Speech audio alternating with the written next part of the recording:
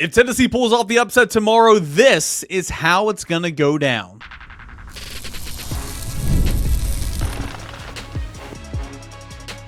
You are Locked On Vols, your daily podcast on the Tennessee Volunteers. Part of the Locked On Podcast Network, your team every day. What is up, everybody? Welcome into it. Your Friday morning Locked On Vols, your unofficial start to the weekend, your unofficial start to your tailgate here this weekend. What a big weekend it is. All the eyes around the college football world on Knoxville for College Game Day, for Checkered Neyland, but of course for Tennessee and Georgia. 3:30 ABC. Of course, we'll react to it right here on Locked On Vols. I am your host, Eric Cain, here at Locked On Vols. Can't thank you enough, everydayers, for being here and being a part of the show here this morning. Today's episode is brought to you in part by our friends over at Mazda. Like our players, we sweat every detail because when you make every moment count, pulling the unexpected is only the beginning. Stay tuned later for highlights in this week's Moving the Game Forward, Mazda Move and Be Moved. How does Tennessee pull off an upset over Georgia at home? What a legendary opportunity, Barney Stinson, for Tennessee in this football game. Boogie Bentley will stop in and get his thoughts on this matchup and all that and more. It's your Friday Locked On Vols. All right, so again, first and foremost, if you're watching on YouTube, I'm wearing that weird shirt that looks weird on camera, so it's a little trippy. So sorry about causing some issues with the eyes maybe this morning. But man, what an opportunity lies ahead for Tennessee. I'll get to how Tennessee is going to beat Georgia. Okay, we've talked about it all week long. Nothing that I say today is going to be anything I haven't preached on the show the last couple of days. But what a legendary opportunity lies ahead of you. I got a story out today coming over at VolQuest.com, and it's nothing special, like it's nothing groundbreaking, but it just kind of points out like the expansion of the college football playoff is so cool because a loss in week 3 is not a season ender. How many years? How many years did we have Tennessee, Florida, the loser of that game? The season was over essentially, outside of trying to get to a Sugar Bowl appearance or something. Because, well, if you're not getting to Atlanta, you don't have a chance to be in the BCS National Championship game. You're not going to have a chance to finish number 1 in the polls, all that and more. So, It was always just frustrating in week 3. Still, there was a lot to, you still played the season out, and you could have 9 wins, 10 wins, whatever, beat your rivals. There was still fun to be had, but essentially winning a championship was over. Now, if you lose in week 3, it's okay. The expansion of the college football playoff, we're going to have conversations and debates all through the month of October, all through the month of November, and on into early December. But what a win does for you, is it's that key signature win that you can carry around with you wherever you go this season. And oh yeah, even a loss, the College Football Playoff Committee proved last year, it doesn't matter if you lose or not, it just matters when you lose, because a week 2 loss, it doesn't hurt you as bad as a week 10 loss, right? Because that's the logic of the committee members, because they make so much sense at times. A week 2 or week 1 or week 3 loss, it doesn't matter because it was forever ago, right? It was forever ago. A week 10 loss does matter. It doesn't matter if you lose, it matters when you lose. So if you lose, an early season loss like this is not going to drill you, especially if it's a close game and Georgia goes on to be who we think Georgia is. But if Tennessee wins, just like Tennessee did last year by beating Alabama, you walk around the entire season saying, hey, I beat Alabama, hey, I beat Alabama, hey, this is my signature win. That the win against Alabama took them to the playoffs last year. And yes, Alabama did not make the playoffs, but God, the committee members and ESPN tried to will that into fruition, right? There were people saying a 3-loss Alabama team deserved to be in the playoffs, even after getting smacked on the road at Oklahoma against a pretty bad, we'll just leave it at that, a pretty bad Oklahoma team. But that win against Alabama is what Tennessee had on its resume, and that was a resume builder that Tennessee could go around the rest of the season and say, okay, I beat Alabama. You can do that all year long if you say you beat Georgia. If you beat Georgia, that is your signature win that is going to be the deciding tiebreaker over any arguments, over any team outside of a team that might be arguing with you that beats Ohio State. Texas, maybe. That win over Georgia is going to be the deciding factor. So, what an opportunity in that regard. What a legendary opportunity awaits Joey Aguilar.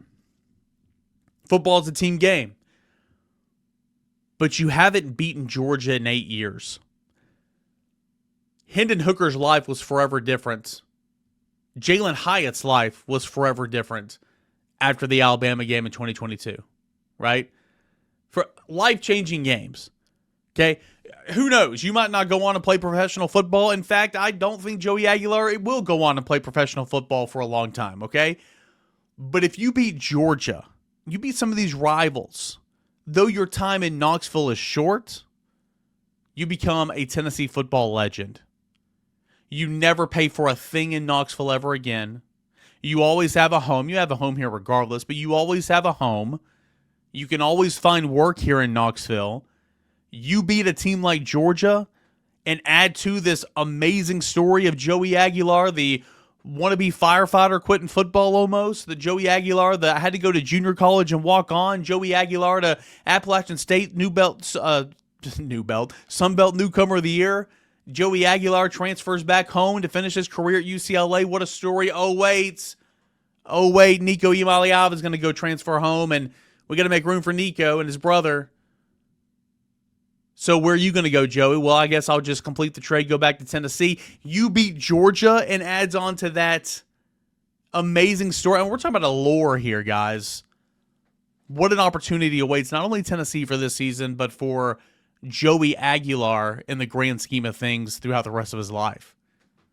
Football is just a game. I'm not trying to make it more than what it is, but winning a game like this can change things for your future, no doubt.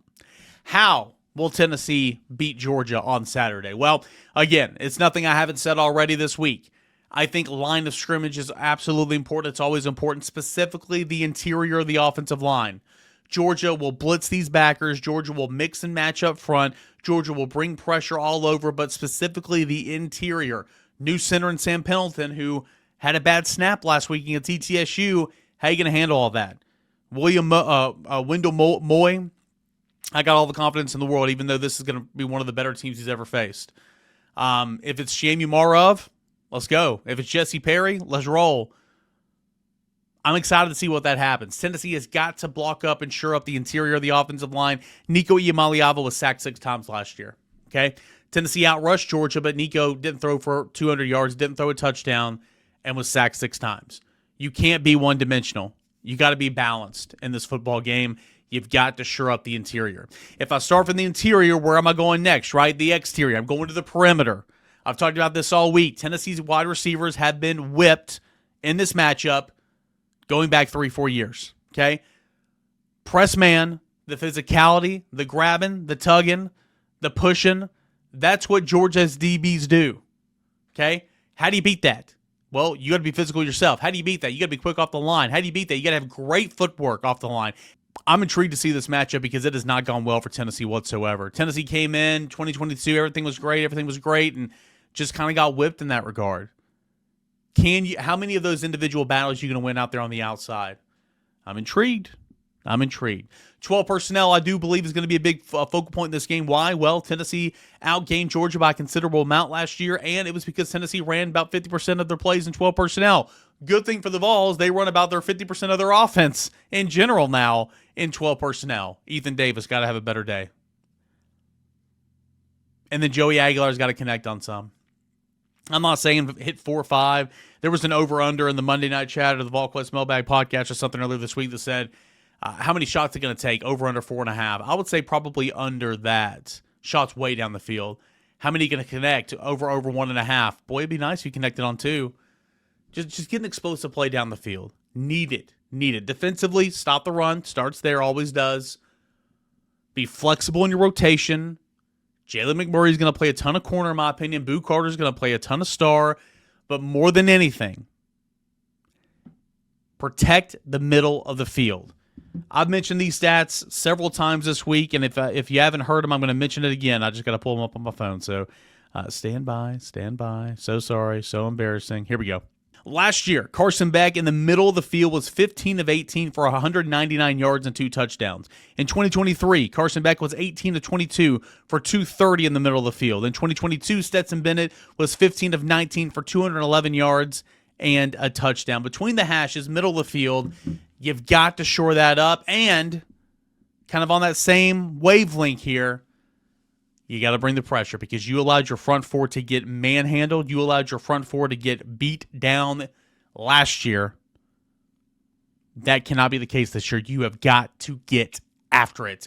And what was the message going into the last game? Well, Ole Miss beat up on Georgia's offensive line. Georgia's offensive line is not very good. Georgia's offensive line is battered and bruised. I don't know how good Georgia's offensive line is. I know they're dealing with some injuries at right tackle. Think he's going to be back. I believe the right guard, Juan Gaston, probably not going to play. I still don't know about that offensive line. But you got to bring pressure. Got to mix it up. You cannot rely on the front four like you tried to last year because it did not work. Get after that butt. Sure up the middle of the field. Make life miserable for Gunner Stockton in his first road start ever of his career. True road start ever in his career. You do some of those things. You're probably not going to do all those things on a consistent level, but you do most of those things. Tennessee's going to find its way into the win column. Boogie Bentley, what does he think about this matchup? How did Tennessee get it done? And official predictions coming up in segment number 3 as we continue here on this Friday, Locked On Vols. This episode is brought to you by Mazda's, moving the game forward. For those who believe it's not just about playing the game, it's about redefining it. There are moments that do more than just put points on the board. They move crowds, they move culture, they keep moving the game forward. This week's moment that moved the game forward was Joey Aguilar, right? I mean, you look back at the ETSU game, he just continues to look good. That completion percentage is going up. Connected on the deep ball to Mike Matthews, 53 yards. It was awesome, and he was electrifying. Going for it no matter what, even in post-game interview that had a positive outlook on, what's happening right now for Tennessee football. It keeps the fans moving forward. So when you follow what moves you, the unexpected is only the beginning. And just like there's more to every highlight, there's more to every Mazda vehicle. Mazda, where you can move and be moved. Boogie Bentley, are there any good Georgia fans? I'm just wondering. I thought I'd ask you, are there any good Georgia fans? Let me think about it. I got some family that's Georgia fans. I got some people in my circle, but they're not friends. There are no good people that pull for Georgia. They're none, zero. They're all ugly, disgusting human beings, or so I've been told. That's what I've heard. This is your game every year, right? Every year. First one on the calendar. I love that it's early. Let's set the tone. So it's been a minute since you've had real bragging rights for this game. It's been 8 years. But see, that's what it's all about because I'm an 80s kid, right? I grew up in the 80s, and I would hear their fans talk about how great they were. And I would ask these fans, do you know who Herschel Walker is? And it's like, you had to go back to Herschel Walker to find success with the Georgia Bulldogs. And now it's even worse because they found that success, and they try to tell you about that success. But I can't fathom, Cain, or I can't imagine being a grown man and barking like a dog at another human being. I can't fathom it. I don't understand it, but that's what they do.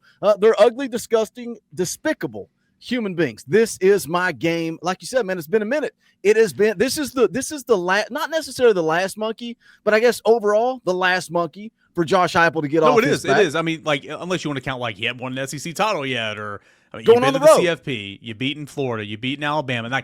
Get one of those games on the road. Great opportunity this year, but you're right. It's the Georgia Bulldogs. He's the only one that he hasn't tackled that team yet. Yeah, 8 straight losses to Georgia, and not just 8 straight losses. It doesn't even look like a Josh Heupel coach team. All those losses by 14 points or more. You're 0-4. You're averaging just 13 points a game. Josh Heupel is averaging just 30. He never scored more than 17. No passing touchdown in this game since 2021. Look at the explosive plays. What have they had the last 2 years? One passing play that went over 20 yards? Something like that, yeah. That's brutal. Look, you call a spade a spade. I may hate Georgia Bulldogs. I may hate their fans. They all may be ugly, disgusting, despicable human beings. But Kirby Smart, make no mistake about it, he's owned Josh Heupel in this rivalry. Yeah, I mean, I was doing a national show hit the other day, and I was on there with a Georgia fan or a Georgia fan covering the team, and he was like, yeah, we're going to do this, we're going to do this, we're going to do this. And they're like, well, Eric, what's your counter to that? Can you dispute anything? I'm like, I mean, no, Georgia's won this game 8 straight years. I mean, they can say whatever the hell they want to, right? Back to Georgia, though, let me take the journalist, I put in quotation marks because we're in the mud here a lot of the times. Let me take that hat off, as a football fan. I love, the reason this fan base hates this fan base and they talk crap and all. That's the beautiful thing about college athletics.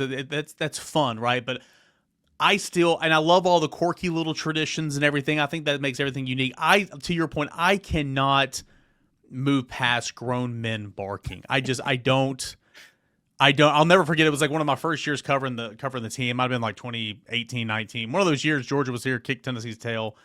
And I'm going down on the field, like in the north south end zone. I'm going down the south end zone. I'm videotaping something, and this Georgia fan's like in the front row. He's just barking at me. I'm like, bro, you need a rabies shot, man. Like settle down. I'm like, are you drooling? Like, it's just so weird. I don't get the appeal for that. I don't get it.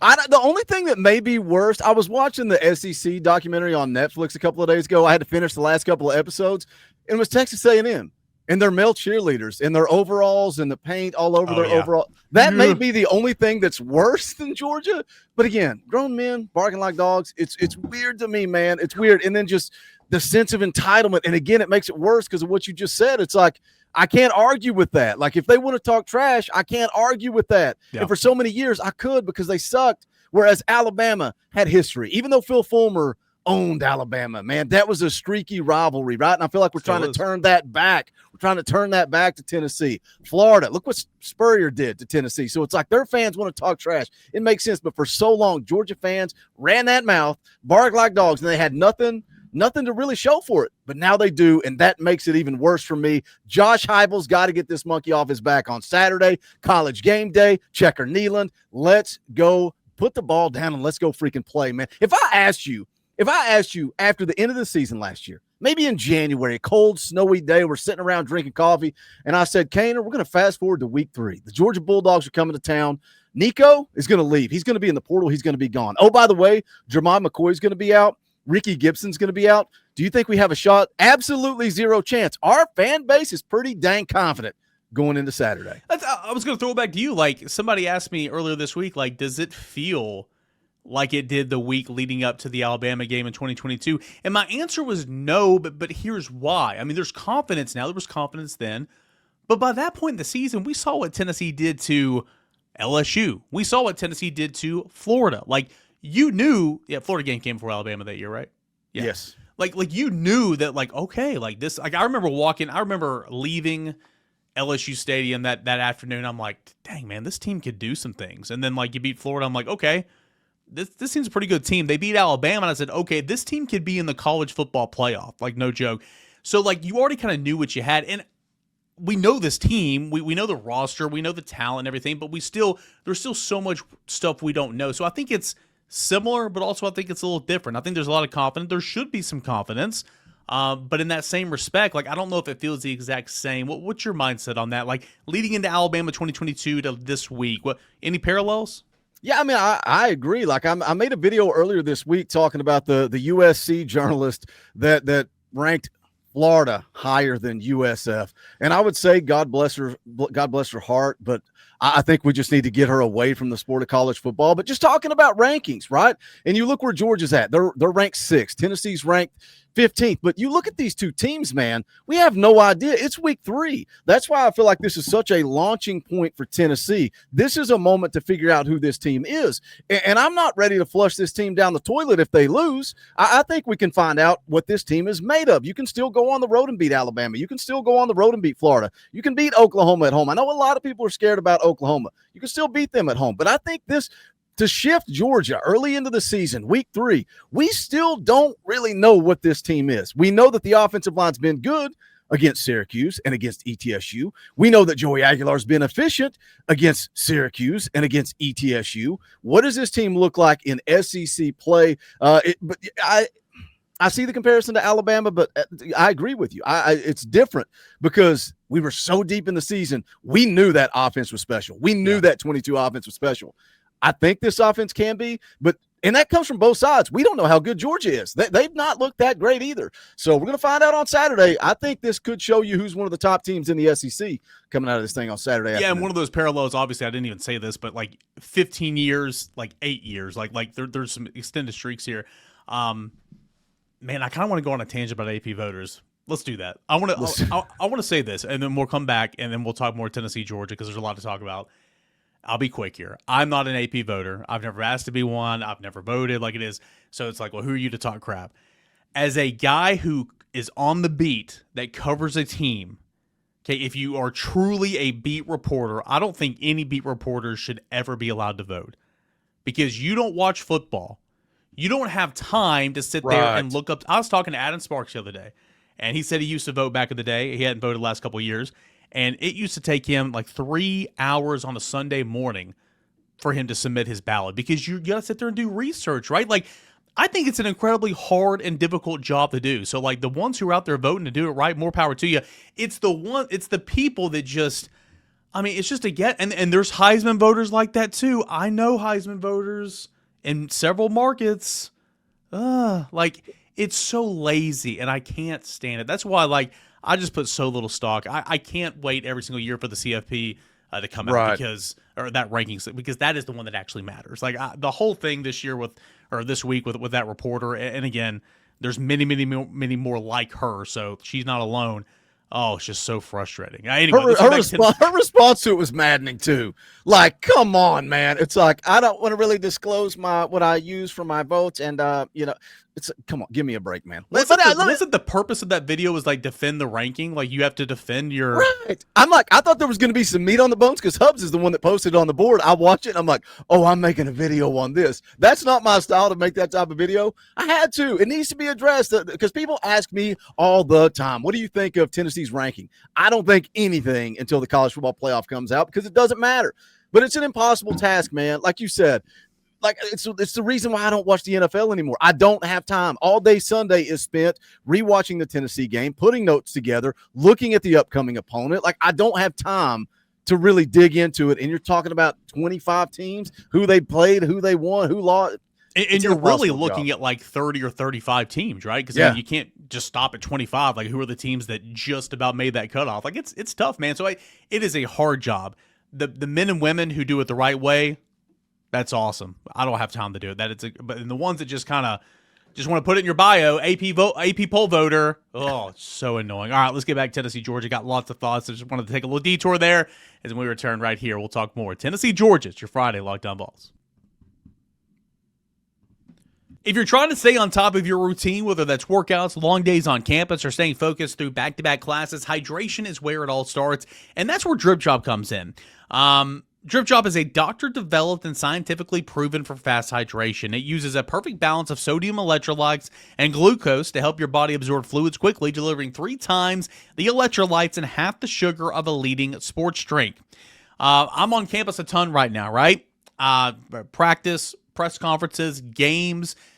I'm always on the go. It's hot. It's getting a little better. Starting to feel like fall a little bit, but it's still hot out there. Got to stay hydrated. Got to stay focused, and that's why I rely on Drip Drop, and I think you should as well. Right now, Drip Drop is offering Locked On listeners 20% off your first order. Just head on over to dripdrop.com. Use that promo code LOCKEDONCollege. That is dripdrop.com. Promo code LOCKEDONCollege for 20% off. Stock up now before the heat, well, it might return. It's East Tennessee. It's almost the weekend. Time to look back and crown last week's MVP on Who's Delivered, powered by DoorDash. Just like you can win every Saturday with DoorDash Streaks, saving more every time with your order. These players deliver when it matters the most. Let's break it down. Star Thomas, he's looked really, really good so far. Led Tennessee in 68 rushing yards by 1 rushing yard over Deshaun Bishop, but he also led Tennessee in rushing in game number 1. So truly, it's not just a fluke. It's not a fluke. He's on a streak right now. He's looking really, really good.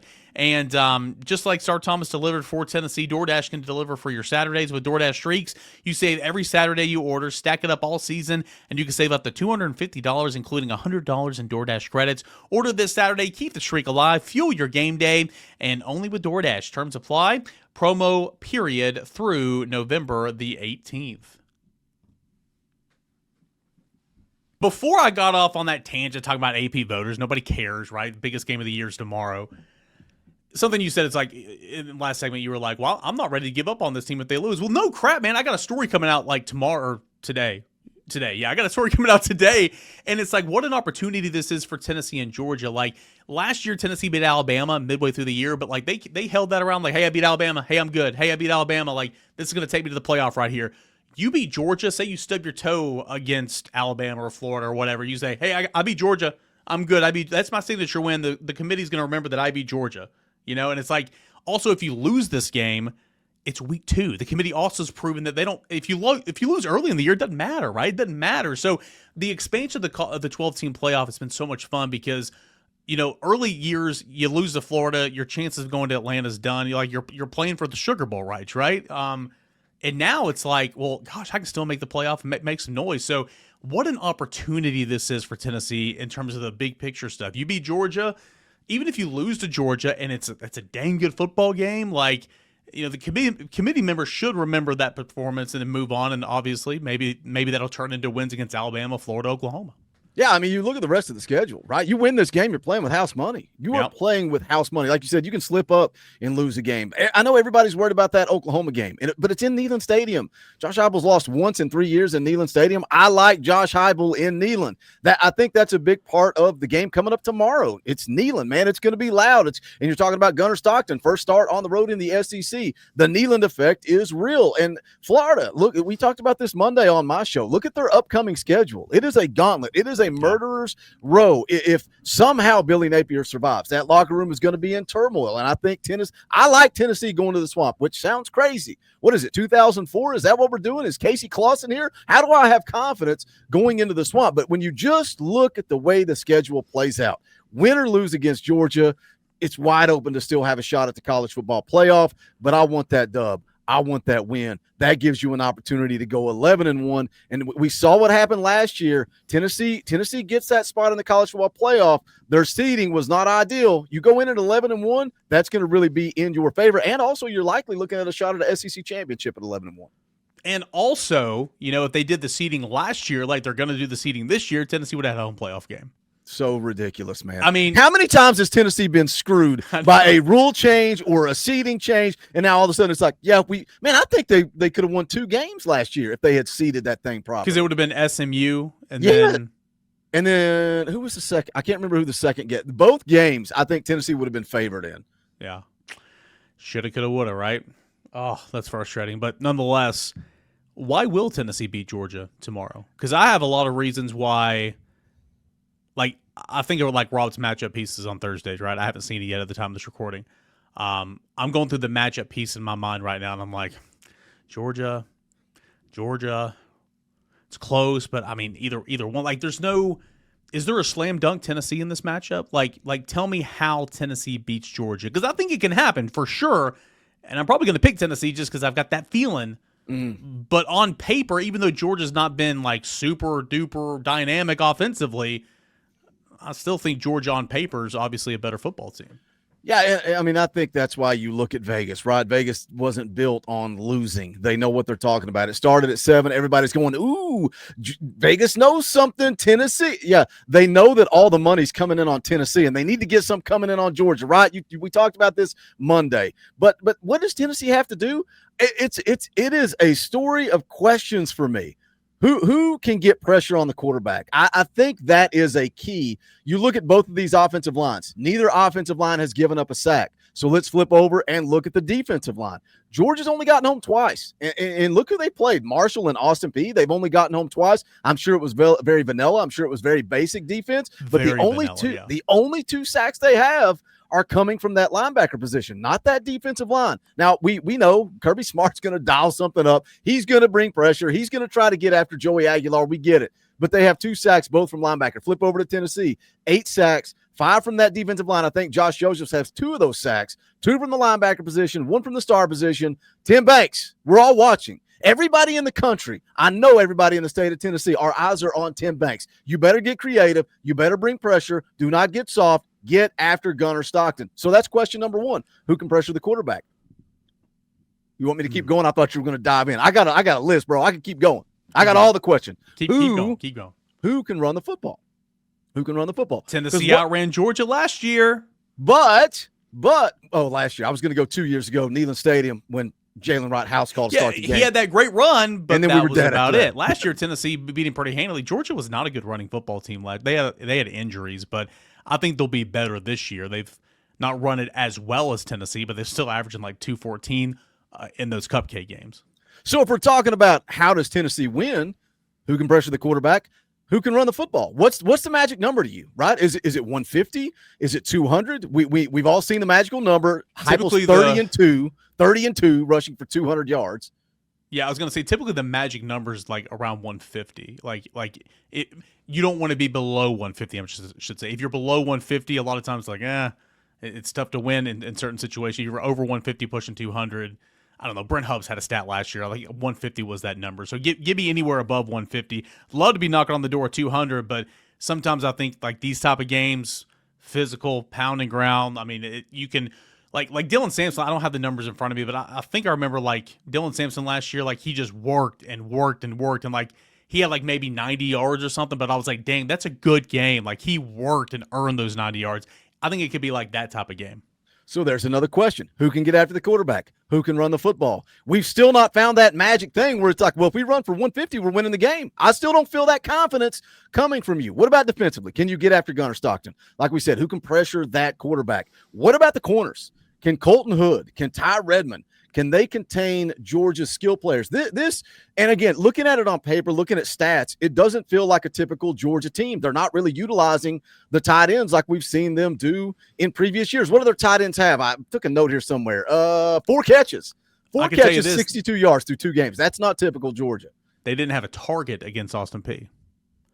That speaks volumes. So I think that and let's just flip back. A Georgia fan told me just recently, man, I wish Carson Beck was still here. I would love to see what he could do with these skill players, right? Zachariah Branch, Colby Young.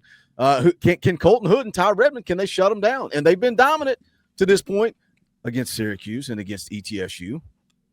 When Boo Carter is in the game, and I think he'll play a ton more, I don't know if he'll start, but I think he'll play the majority. I think he'll play the most snaps as star because I think Jalen McMurray is going to play a lot of corner. To dispel, not to take over for Ty Redmond, but to spell Hood, to spell Ty Redmond, just like he did McCoy and Gibson last year. When Boo's in the game, does he shadow Zachariah Branch?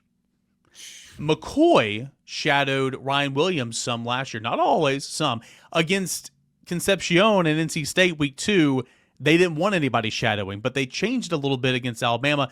Does Boo shadow Zachariah Branch? And if so, is he effective in that regard? I'm intrigued. That's something I'm going to be watching and tracking throughout the game. But now I think Tennessee, middle of the field, I sound like Brent Hubbs here. Tennessee just, I mean, it was so mind-boggling how, again, you were CFP last year because you trusted your defense. You freed up the back end. You got after the quarterback with that front four, and that's fine. It worked for every team except against Ohio State and against Georgia. But you got to make an adjustment. You got to mix some things up, and I think that's key for me in this game is you got to keep Gunner Stockton guessing. You cannot just sit back and do the same thing, whether it's blitz all the time, stay back and play zone, mix some things up. Bring the pressure from different angles, twists, turns, loops, second layers. I love that star blitz. He's blitzed the safety in the first 2 weeks, giving them a lot of things to prepare for. I like that. Keep him guessing because I think if you put Gunner Stockton's face mask in the dirt, drive 1, set that tone, I think it's a long day for that Georgia offense. I truly do. Drive 1. That's key for me. You got to hit him early, right? Yeah. He's going to be rattled coming in. It's the reality of the situation. First SEC road game. I understand he's played in a college football playoff. That's going to be a hostile environment, and I think it's crucial. Don't let him get comfortable. Don't let him come out and throw these little cheap, easy passes and get comfortable and get adapted. No, get after him. Hit him early. And we had this same stupid conversation, Cainer. We had it before Ohio State. We had it before Georgia last year. So if we're beating it into the ground and Tim Banks says, watch this, I'm going to go soft zone and blow everybody's mind. I'm going to be right back here on Sunday and Monday and Wednesday and Friday being pissed off all over again because it does not work. Be aggressive. I said it last year right here on your show. What's the worst that can happen? You lose? Well, you lost anyway. So let's go down fighting. Let's go down being aggressive. Let's go punch him in the mouth early and often. Let me give you my true key to the game because we built up to it and I know we're up against it. Explosive plays in the pass game, and that sounds crazy because everybody says run the football and play defense. They're going to run the football and play defense. I think Tennessee wins this game if they find the explosive plays in the passing game. We talked about it at the top of the show. One passing play over 20 yards in the last 2 years. I think, I was listening to the Film Network guy. I don't know if you've ever listened to him. Does great stuff, breaks down film. He was talking about Georgia having veteran corners. And he said, I got confidence in Everett. I got confidence in Harris. I got confidence in Robinson. Where he doesn't have confidence, in that nickel spot.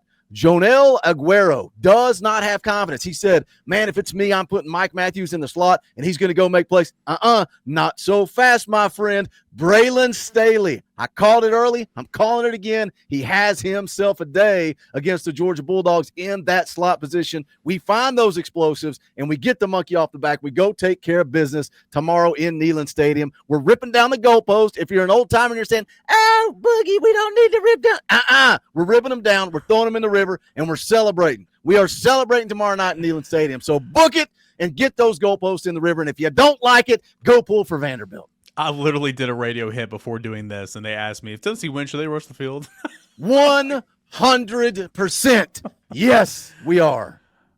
So you say explosive plays. I know you've heard this from me and Brent all week long because we've said it probably about 1 million times. In order for that to happen, can you get off the line of scrimmage? Georgia's corners have whipped Tennessee's receivers the last 4 years. Physical. They're not going to get called for defensive pass interference, so don't yell for it, right? Well, neither is Colton Hood, and I'm ready for him to show them how physical he is. They're going to be physical. They're going to grab. They're going to hold. Can Mike Matthews put somebody in the dirt? Can Braylon Staley, well, if he's in the slot, he might not see that a lot of times unless it's 12 personnel. Can Chris Brazzell, who I wouldn't characterize him as the most physical wide receiver, can you put a move on there and win off the line of scrimmage to get downfield and to have some of those explosives? We'll see it. It has not been the case in 4 years. Can this year be different? Also, not a lot of confidence in that star. I talked to somebody, not a lot of confidence in the new safety replacing Malachi Starks. A lot of confidence in the corners. I've heard that pretty universal, and KJ Bolden's a stud. But the star and the safety, Kyron Jones, who has a club on his hand, I believe, or at least he did last game.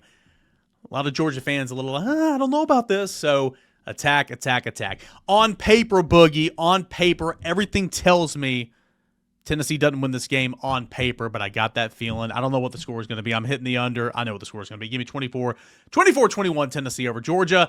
On Tuesday on this show, I said Georgia would win, but I said just wait. I'll get talked into it, and here I am, 24-21 Tennessee.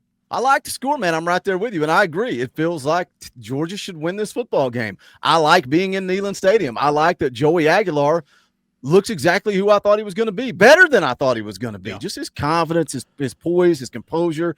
I think this defense takes a step this week. I think they show you who they are. I like Tennessee by a field goal. I'm going 27-24. You're right on top of my pick there, right on top of it.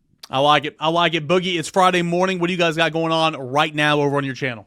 We got the boss man coming on again. I hit up Hubs. He's coming on. We're going live at 9 a.m. Eastern time, an hour earlier than normal. Brent Hubbs of VolQuest.com is going to be in the house. We're going to talk about this Georgia game. Me, and Coach Shay going to get you ready for kickoff Saturday, an hour before kick. We do a tailgate show. We get fired up, loosened up. Everybody's ready to go. Then we do a post-game show immediately following the game over on the Talk of Vols Network on YouTube. Come check it out for the fans, by the fans. Don't pretend to be something I'm not. And if that bothers you, I don't really care.